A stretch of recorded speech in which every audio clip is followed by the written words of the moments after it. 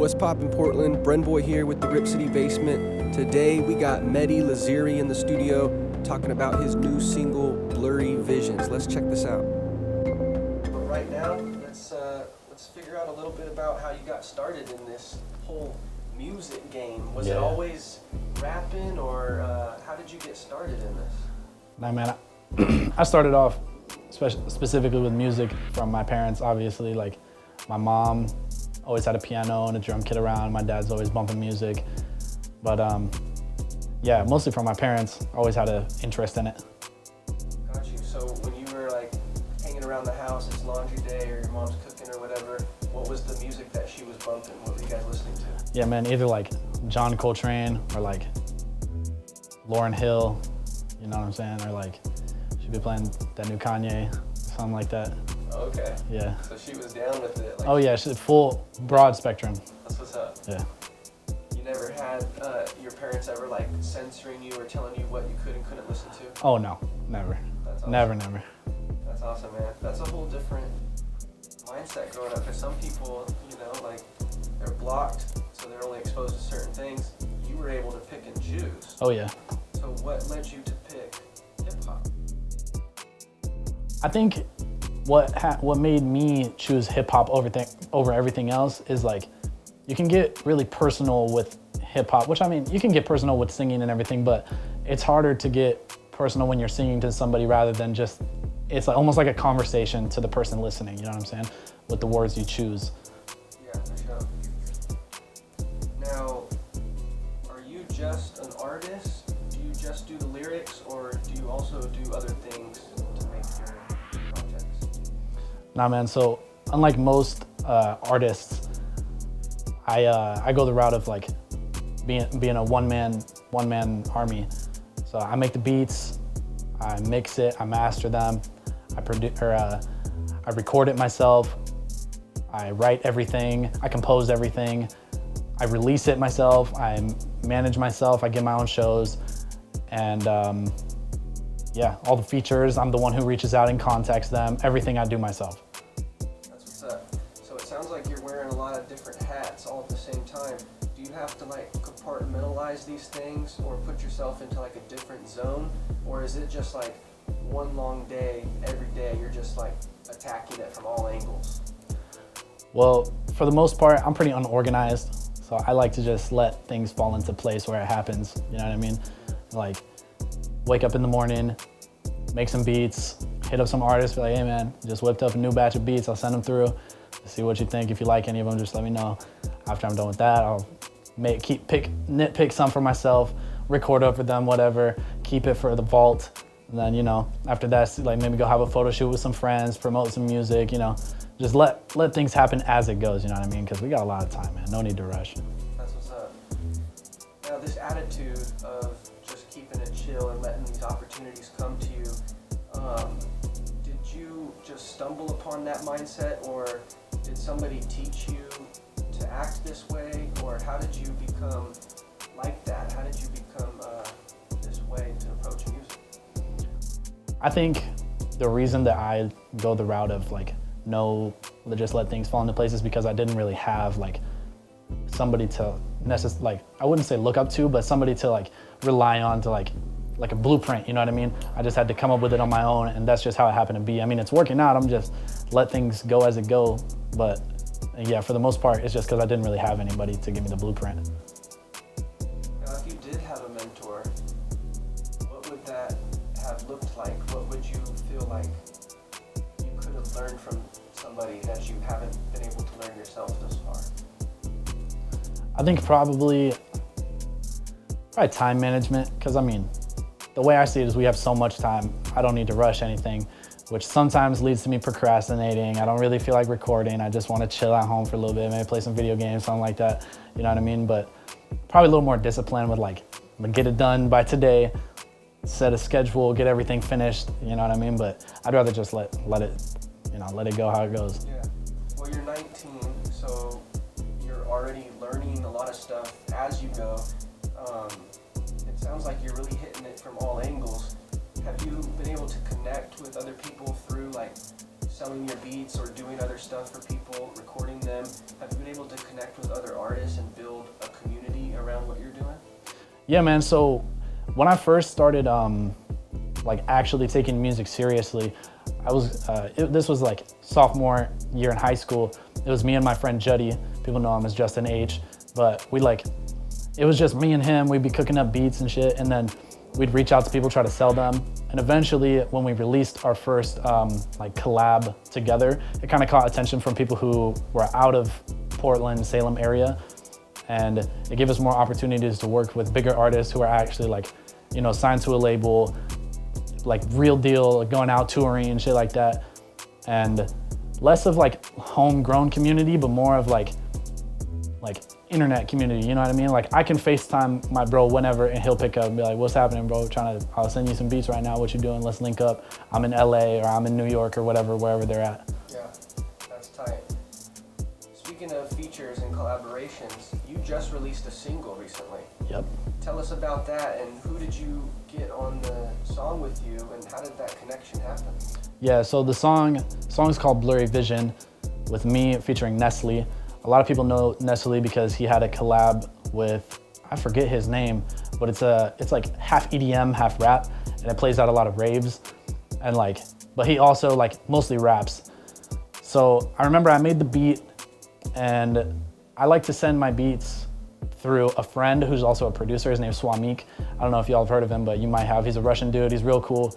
And he sends beats to Rich the Kid, Jay Critch, that whole crew.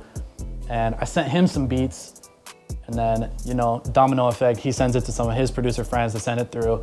And through one of his friends, Nestle got a hold of the beat, and he heard it, and he was like, I like this. And at that point, I told Swamik, I'm like, look, man, I'm not even trying to sell this one. I'm trying to keep this one for the vault, you know what I mean? Put it on my album. So I told him that, and then, you know, message relay one person to the next, to Nestle. And then they ended up giving Nestle my number, and he called me, and he was like, look, man, I'm trying to hop on this. I'm like, all right, bet, let's get this shit cracking. And then, yeah, man, that's just how it happened to go.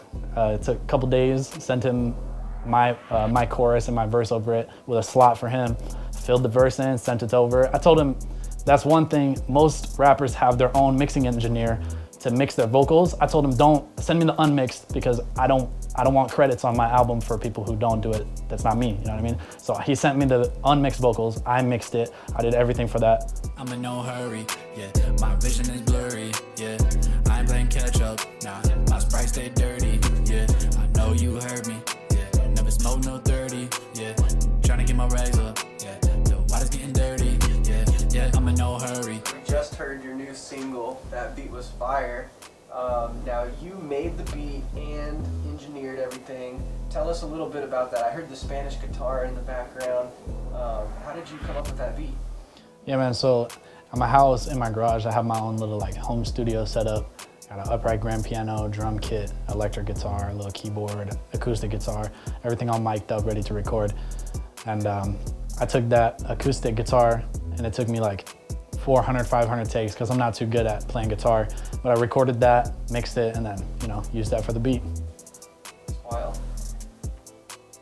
So that was the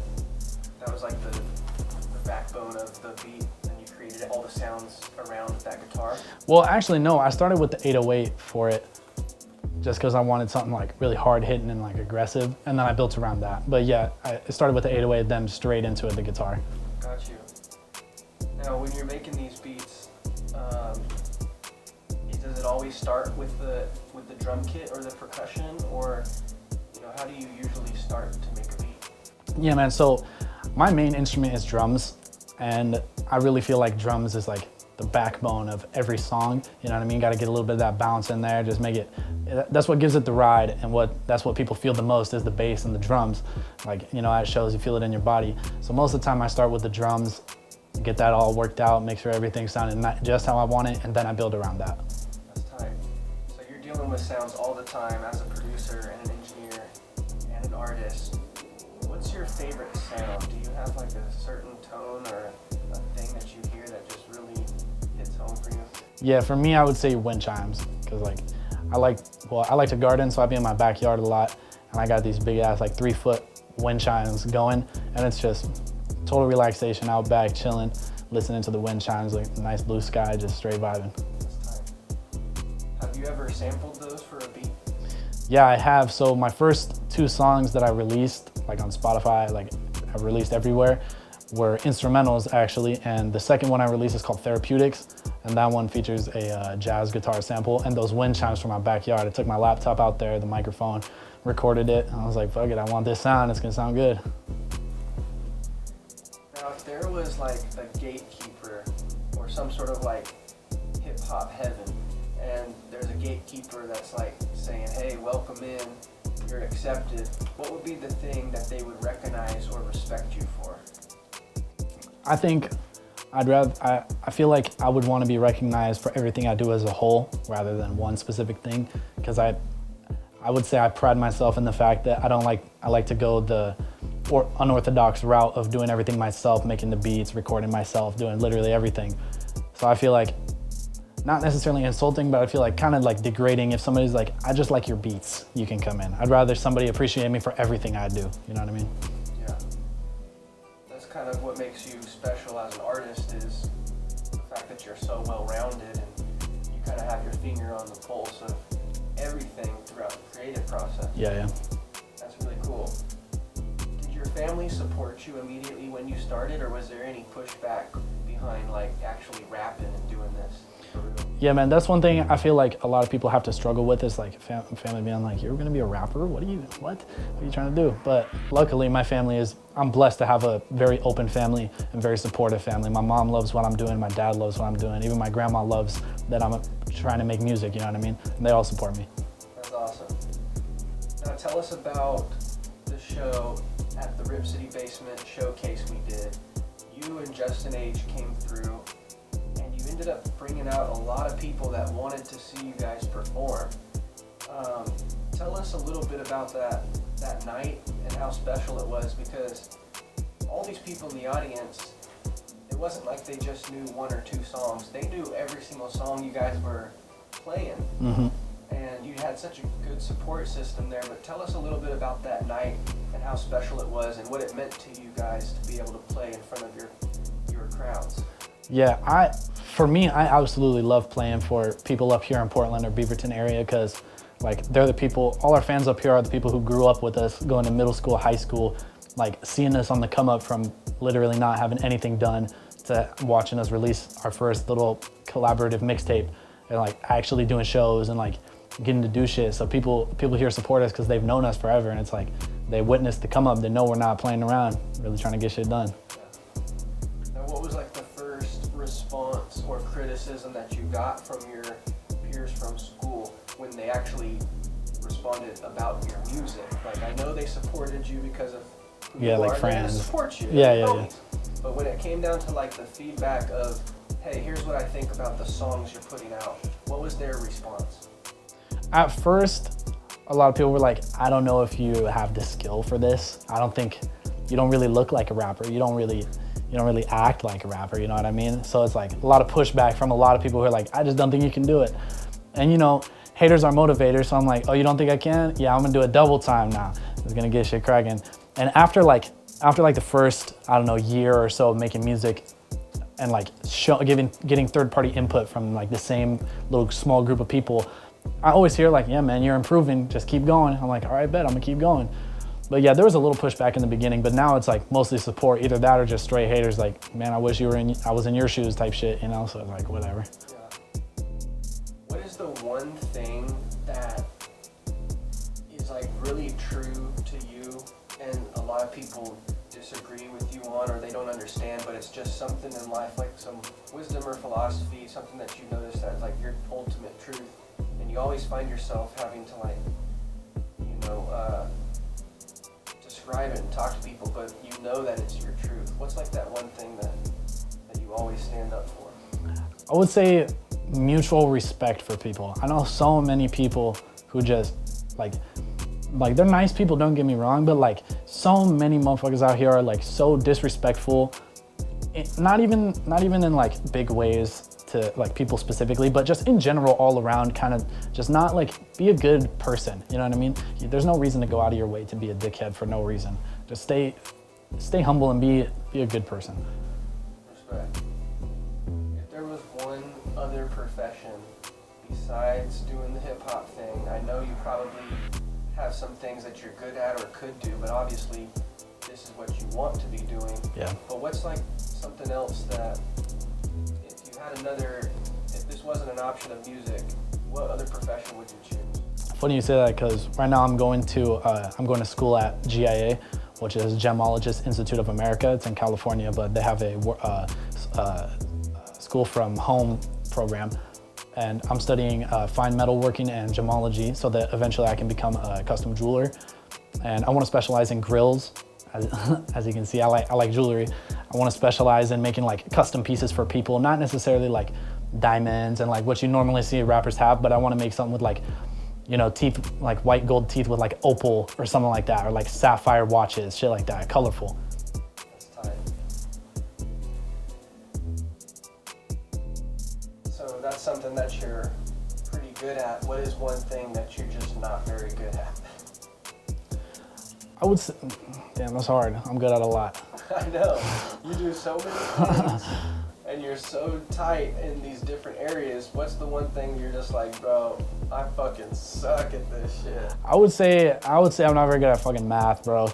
Or like anything that's like real like school based, you know what I mean? Like sit down and do some fucking not necessarily algebra, but like statistics, shit like that. Just like a lot of heavy numbers. I'm just like, I just don't want to deal with it, bro, because I'm not too good at it and I don't want to stress myself with it. I feel that. That's what calculators are for. Yeah, exactly. Okay, on the opposite end, if you could have one superpower, what would that be and how would you use it in your music? Yeah, power to use in my music. Probably just like hyper intelligence. You know what I mean? So I can learn as much as I can super quick and just get real crazy with the creative process. If you could switch lives with one other person for a day, who would you want to switch lives with? Probably like Kanye West or something. Or like, yeah, probably Kanye. I like to switch lives for a day. Was he somebody that you looked up to as a beat maker / rapper? Yeah, man, because I think Kanye specifically, because he's known for his production and him self-producing and his lyricism and like his artistic direction. And I really look up to that. He's probably one of my favorite artists, like sonically, to relate to. That's awesome. What was the best concert that you ever attended that made you just like really understand like, okay, I want to do that? Yeah, definitely the Astroworld concert last September, I think it was. That shit was crazy. I got floor passes. I'm like, this is what I need to strive to be. Because if I could have shows like that, man, it's total euphoria. Absolute madness. It's so crazy. Travis Scott? Yeah. Where did you see him at? Moda Center. Okay. Mm-hmm. And when you were standing there, were you just like immersed in the environment, or did you picture yourself up there thinking like, yeah, this could be me one day? A little bit of both, especially when he's like, so at the show he had this little roller coaster thing on the roof going. I'm like, damn, I could be up there looking down on a sea of people singing your music back to you. That could be me one day. But very quickly into the concert, I'm just like going with it, straight vibing with the music, totally immersed. That's awesome. So now that you have this song out with Nestle and you've got your beats in a circulation of other artists, you're building a community. Yep. What's the next step for you? Do you have something particular that you got your eye on, a project or a goal that you want to accomplish? Yeah, so my first completely solo, I wouldn't call it an album, I'd call it a mixtape, because like I haven't really had a full album yet, was Self-Portrait, which is just an artistic portrayal of me as an artist. And right now I'm working on Self-Portrait 2. And right now, that song, Blurry Vision, that's gonna be on that mixtape. And yeah, I like to bounce around between projects, but that's the one that like I'm working hard towards, is Self-Portrait 2. Now I know there's all sorts of things that you're capable of doing right now, and there's things that you're doing. Mm-hmm. But let's jump out of reality of what we see right now, and let's jump into the future vision. Mm-hmm. What is the ultimate vision of where you're heading in your career? Where do you picture yourself in the ultimate long run of things? I would say probably at the, like, not necessarily at the top, but like I'm up there with the big fish, you know what I mean? I can, if I wanted to, I can start my own label. I can put any of my friends on that I deem necessary, or like anything that I want to do in the music industry, I can get it done. You know what I mean? I want to have total control of what I'm able to do. So if I want to release a full album 1 month, I do that. If I want to go on a tour of fucking Europe, I go do that. You know what I mean? I just want to have total freedom, if that makes sense. And what are the things that you're doing right now to make sure that you're tracking for that type of life? Majority of it is staying with the music and keeping on a consistent basis of recording and getting things done. A lot of videos that I'm working on and collaborating with people who are bigger than me. Because I mean, I love working with my peers and people who haven't like stepped into the game, but I'm at the point in my career where I feel like I need to be gaining out of relationships. Not necessarily gaining, but there needs to be a mutual, like, I don't want to just always help people and give, because I give a lot. And I'd rather like gain a little bit, you know what I mean? That's the point of life, is to grow and gain. So yeah, probably just meeting new people. That's awesome. When people hear you perform or they hear the new project, what is your hope that they take away from that? Is there a certain like underlining message or energy or vibration that you wish for your fans and your listeners to take away? Yeah, so for the first listen through, I have a feeling that not a lot of people are gonna pick up on like, well, they will, a lot of people will, but I feel like there's a lot of underlying messages throughout the album that not a lot of people are gonna pick up on. And when they do, they're gonna realize that the album is something that they can strongly relate to in plenty of different ways. You know what I mean? So I just hope it's something that people can take in and absorb and relate it to their own life and their own situation, what they're going through. That's really positive. Do you have a release date or a certain idea of when this project's coming out as a whole? Yeah, man, that's kind of a touchy subject, because like I like setting release dates because it gives me like a deadline by the time I need to get shit done. But also I feel like it constrains me to being as creative as I want to be, because the creative process it doesn't happen overnight, you know what I mean? It takes time to be different, which is what I want to be. I don't want to sound like everybody else out here, you know what I'm saying? So right now there's no release date, but hopefully it's probably going to come out by like before the next year. It'll be out this year, most likely. Awesome.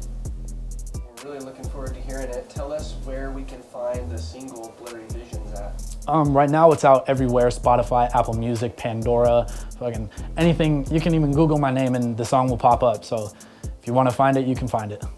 And where can people find you online if they want to interact with you and follow the whole movement that you got going? Yeah, man, you can hit my DM, Mehdi Lazaari. It's absolutely everywhere. Google my name, it'll pop up. You can send me an email. I think my Instagram even has my number. You can call me. I'll have a conversation with you, man. Whatever you want to do, just hit my line and I got it. Okay, and this question comes in from Jessica Rodriguez 88. Her question is, are you on Tinder? Yes, I am. Actually, maybe not for much longer. Okay. I've been talking around. Jessica's gonna be a little disappointed. Thank you for being on the show, my good brother. Yes, sir. Thank you guys for tuning in to another episode of Rip City Basement. This video is brought to you by West Coast Collabs. Tap in with them on Instagram for your video production needs. Once again, my name is BrenBoy, and thank you guys for checking out the Rip City Basement.